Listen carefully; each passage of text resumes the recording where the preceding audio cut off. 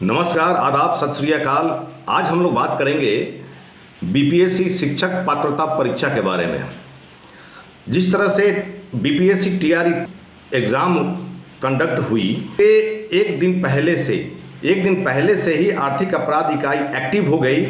हजारीबाग, पटना सहित लगभग बिहार के 1 दर्जन जो जिला है वहाँ से सॉल्वर गैंग को लगातार अरेस्ट कर रही है। 48 पन्ना का एफआईआर भी जो है आर्थिक अपराध इकाई ने दर्ज कराया। अनुसंधान चल रही है, लेकिन इतने दिन बीत जाने के बावजूद भी मीडिया में लगातार खबरें आ रही है। आर्थिक अपराध इकाई ने प्राथमिकी दर्ज कराई, लेकिन बीपीएससी के कान पे जूं नहीं रेंग रहा था और तरह तरह की सवालें हो रही थी, तरह तरह की चर्चाएं हो रही थी। और राजनीतिक गलियारा हो या फिर आम जन के बीच में हो या फिर ऑफिशियल्स के बीच में हो, ये चर्चा हो रही थी कि एक तरफ सरकार का ये जो अंग है आर्थिक अपराध इकाई, ये लगातार जो है इस तरह से मामला का खुलासा कर रही है और बीपीएससी चुप क्यों है। ये बहुत बड़ा सवाल जो है पैदा हो रहा था। इसके कई मायने भी निकाले जा रहे थे।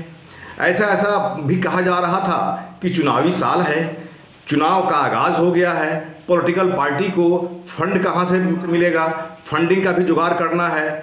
दूसरी बात यह है कि जिस तरह से ये सवाल जो है लगातार ये हो रहे थे कि आर्थिक अपराध इकाई की रिपोर्ट जो काम कर रही थी, लगातार छापेमारी कर रही थी, बयान उसके जो भी सॉल्वर गैंग के जो अरेस्टेड लोग थे उसके बयान भी आ रहे थे, लेकिन इसके बाद भी बीपीएससी खामोश क्यों है, शिक्षा मंत्री खामोश क्यों हैं। लेकिन शिक्षा मंत्री का एक बयान भी आया था कि ये जो एफआईआर जो हुआ है आर्थिक अपराध इकाई ने कराया है, इसका ये एक इन्वेस्टिगेशन का एक प्रोसेस है, लेकिन इस पर बीपीएससी को विचार करना चाहिए। लेकिन बीपीएससी खामोश थी कि इसमें जिस तरह की बातें हो रही थी। प्रशांत किशोर जो जनसुराज के संस्थापक हैं, उन्होंने कल ही कहा था कि बिहार में बिना पेपर लीक हुए एग्जाम हो जाए, ये खबर है। ये नहीं खबर है कि बिहार में पेपर लीक हो गया। उन्होंने बहुत सारा आंकड़ा भी दिया है, लेकिन सवाल ये उठ रहा था कि आखिर बीपीएससी खामोश क्यों है। लेकिन इस बात की जैसे ही जानकारी बिहार के मुखिया नीतीश कुमार, सीएम नीतीश कुमार को हुई, नीतीश कुमार आपा खो दिए और उन्होंने तुरंत डायरेक्शन दिया। बीपीएससी ने परीक्षा को कैंसिल कर दिया। मतलब कि बीपीएससी टीआरई 3 की जो परीक्षा थी वो निरस्त हो गई। अब ये परीक्षा आगे कब होगी, कैसे होगी, इसका अभी खुलासा नहीं हुआ है और इसका भी कोई शेड्यूलिंग अभी नहीं हुआ है, वो आने वाले समय में होगा।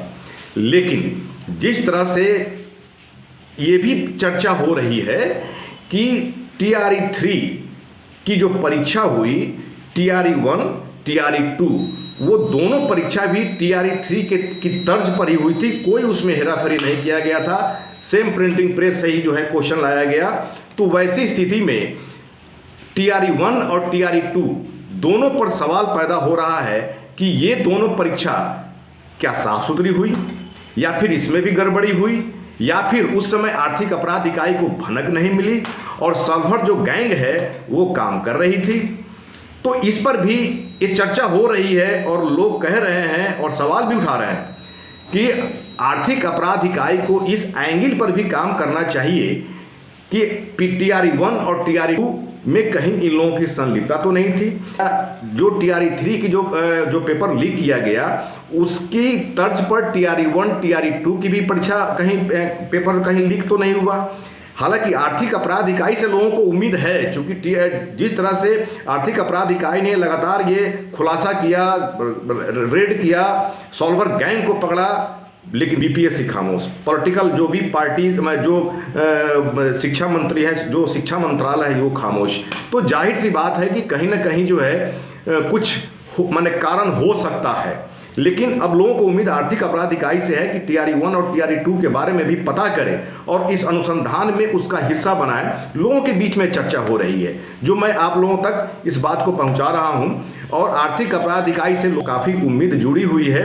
और ऐसा इसलिए भी कहा जा रहा है कि इस परीक्षा में जो भी परीक्षा जो हो रही है हुई है, इसमें जो मेरिट वाले लड़के हैं, जो मेरिट वाले टीचर हैं, वो जो है कहीं ना कहीं छट जाएंगे। और जो जुगाड़ टेक्नोलॉजी वाले जो टीचर हैं वो फिर अपना इसमें जुगाड़ लगा लेंगे। चूँकि अगर उनकी बहाली जुगाड़ टेक्नोलॉजी से हुई तो वैसी स्थिति में वो जुगाड़ू होंगे ही और जुगाड़ अपना लगा ही लेंगे। तो इस पर भी जो है कहीं ना कहीं मेरिट दब जाएगी।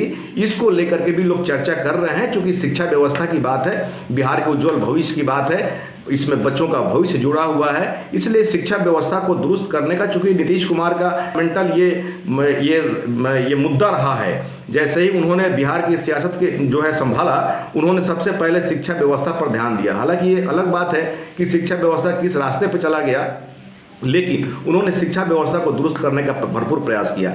फिलहाल अभी TRE 3 को कैंसिल कर दिया गया है, BPSC ने अपने साइट पे लोड कर दिया है, और उसके बाद अभी नेक्स्ट शेड्यूल क्या होगा इसका अभी कोई सूचना नहीं है। जैसे ही उसकी सूचना आएगी मैं आप तक पहुंचाऊंगा। कार्यक्रम अच्छा लगे तो इसमें कमेंट्स करें, सब्सक्राइब करें, लाइक करें और चैनल को शेयर करें। धन्यवाद।